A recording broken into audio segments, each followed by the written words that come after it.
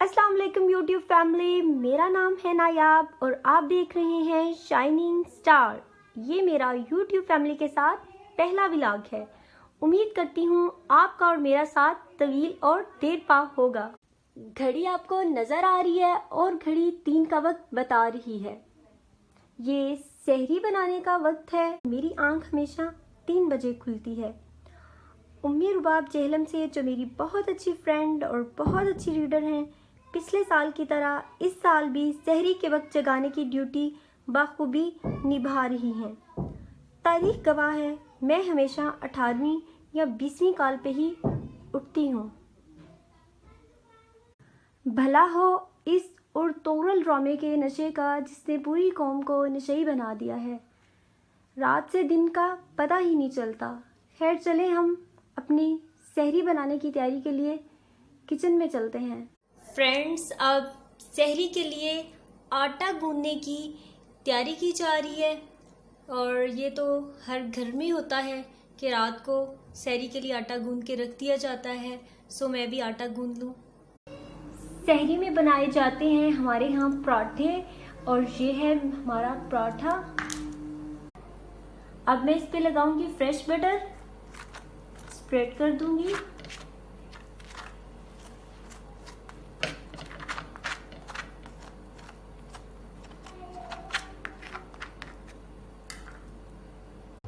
ये है फ्रिज, गुर्बत का मारा हुआ खाली पड़ा है और इसमें सिर्फ ये 2 ही चीजें नजर आ रही हैं, तो मैं पराठे के साथ कुछ नया करती हूँ। ये है चिकन स्प्रेड। इसमें चिकन, कार्बोहाइड्रेट, गुड फैट और विटामिन शामिल हैं, तो इसको मैं पराठे के ऊपर स्प्रेड करूँगी। जी, तो मैं इसको सारे पराठे पे स्प्रेड कर दूँगी। और ये है चिली गार्लिक सॉस। इसके फ़ायदे या नुकसानात का तो मुझे नहीं पता और ना ही मैं इसमें टाइम वेस्ट करूँगी, तो मैं इसको जल्दी से पराठे के ऊपर स्प्रेड करती हूँ।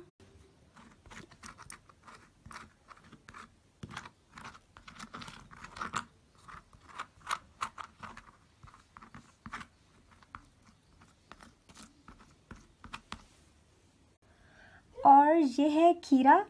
खीरे के बेशुमार फ़ायदे हैं। इसमें 96% मिकदार मौजूद है पानी की और मौसम गर्मा में इसका इस्तेमाल ज़्यादा से ज़्यादा करना चाहिए। ये हमारी बॉडी को ठंडक और ताजगी पहुंचाता है, तो इसको मैं पराठे के ऊपर लगा दूंगी। इसको मैं अपने पराठे पे लगा दूंगी।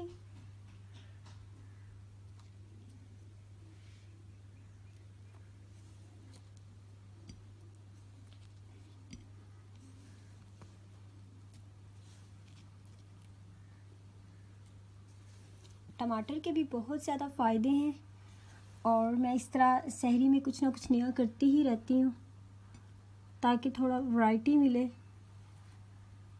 देहाती से बंदे हैं हम लोग और इसी तरह की सादा किस्म की सहरी पसंद करते हैं। इस तरह मैंने इसको लगा दिया है और अब मैं इसको रोल करूँगी और फिर हम इसके साथ सहरी करेंगे, लेकिन इससे पहले मुझे बनाना शेक बनाना होगा।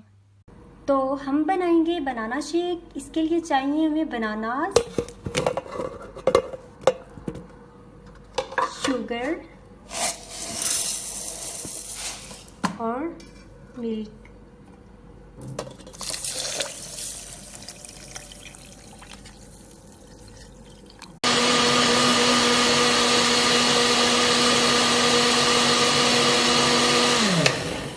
जी, तो बनाना शेक हमारा रेडी है, देख सकते हैं आप। पराठा रोल और बनाना शेक बिल्कुल तैयार है। सहरी के लिए अब मैं अपनी अम्मी को बुलाती हूँ क्योंकि वो सिर्फ़ और सिर्फ सहरी में बनाना शेक लेती हैं और रोल पराठा मैं खाऊंगी।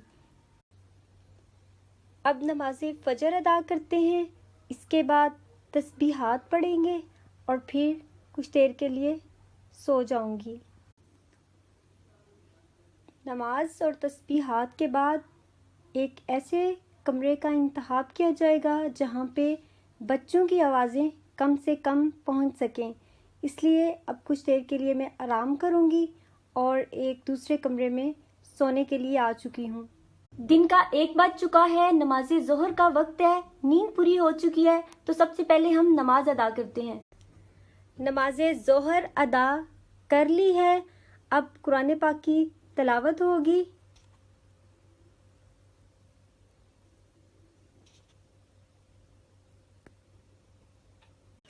तो अब सफाई की जाएगी।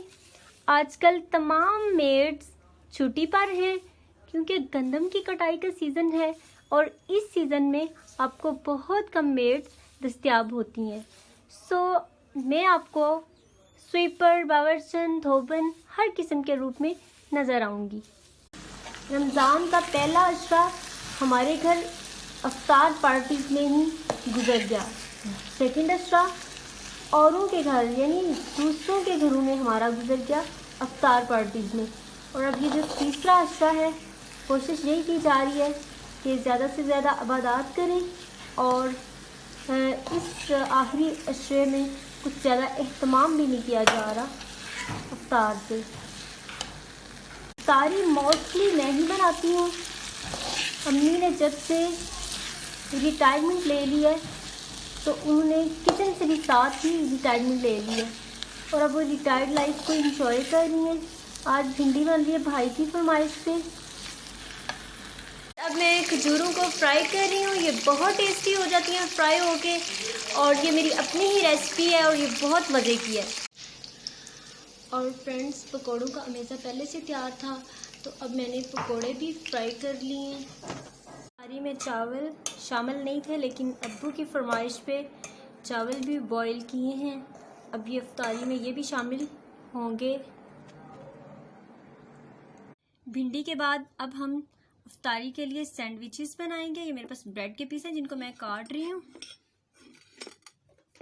इफ्तार में हमेशा हल्का फुल्का ही पसंद किया जाता है।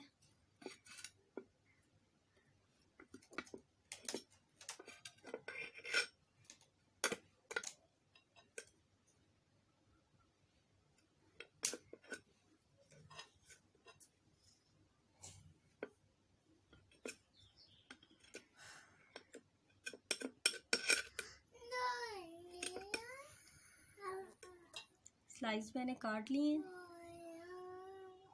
चिली गार्लिक सॉस है और ये चिकन को मैंने बॉईल कर लिया था ब्लैक पेपर डाल के और इसमें सैंडविच स्प्रेड डाला और इसका मिक्सचर बना लिया और ब्रेड के मैंने स्लाइस ये काट के रख लिए हैं। तो अब हम इसके सैंडविचेस अब हम इसको स्लाइस पे लगाएंगे, अच्छे से स्प्रेड करेंगे।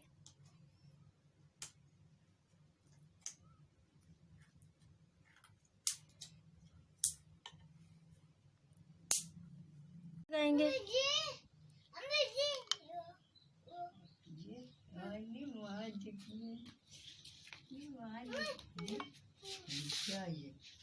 इसको क्या करूं? इसको लेने लो, उनका खिलाफ हो जाए। सैंडविचेस को काट लूँगी।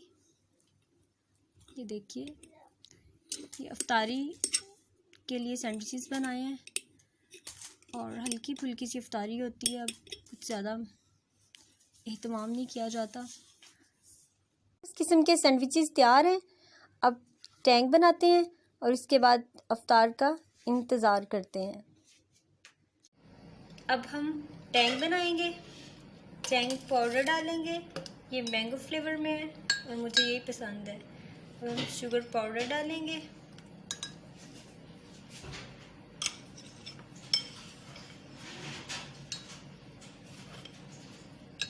देन इसको मिक्स कर लेंगे।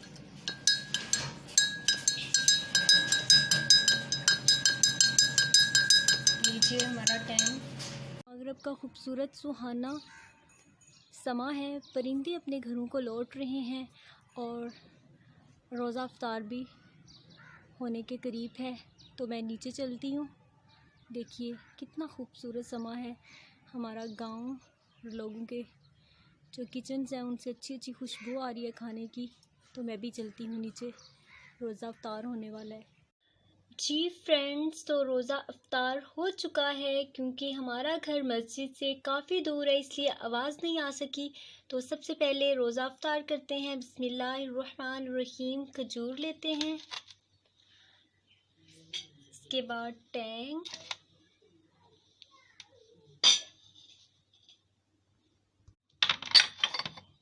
इतना बड़ा मग है, मेरे लिए कॉफ़ी है। इसके बाद सैंडविचेस लेते हैं और अब चावल खाएंगे और पकोड़ा।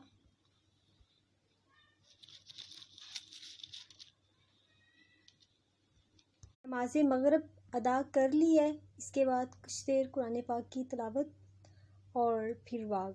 नमाज इशा अदा करने के बाद मेरा मामूल है, मैं कुछ देर के लिए पाकीज़ा में चलने वाले अपने नावल मैं इश्क हूँ को टाइम देती हूँ। यहाँ तक लिखने का सवाल है, कोई ख़ास किस्म की सिचुएशन नहीं होती, जब भी मूड बना लिख लिया।